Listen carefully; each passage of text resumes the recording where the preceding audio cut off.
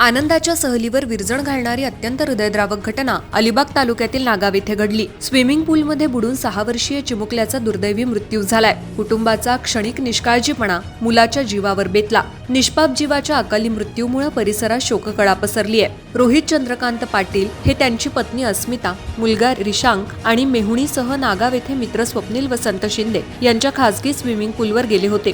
सहलीचा आनंद घेत सर्वजण काही वेळ स्विमिंग पूलमध्ये पोहत होते। त्यानंतर कपडे बदलण्यासाठी सर्वजण रूम मध्ये गेले। रोहित पाटील कपडे बदलण्यासाठी आत गेले असताच त्यांचा मुलगा रिशांक काही वेळ बाहेरच थांबला होता। मात्र काही क्षणातच तो नजरेआड झाला। कपडे बदलून बाहेर आल्यानंतर रोहित पाटील यांनी मुलाचा शोध घेतला असता तो कुठेच दिसून आला नाही। अखेर स्विमिंग पूलमध्ये पाहिलं असता रिशांक हा पुलाच्या तळाशी बुडालेल्या अवस्थेत आढळून आला। घटनेचं गांभीर्य लक्षात घेता तातडीनं त्याला पाण्याबाहेर काढून जिल्हा रुग्णालय अलिबाग येथे उपचारासाठी दाखल करण्यात आलं। मात्र सुमारे 4:15 वाजेच्या सुमारास वैद्यकीय अधिकाऱ्यांनी तपासून त्याला मृत घोषित केलं। या घटनेमुळे पाटील कुटुंबावर दुःखाचा डोंगर कोसळला असून नागाव परिसर हादरलाय। आनंदाच्या क्षणातच काळाला झडप घालत एका निष्पाप जीवाचा बळी घेतल्यानं सर्वत्र हळहळ व्यक्त होतीये।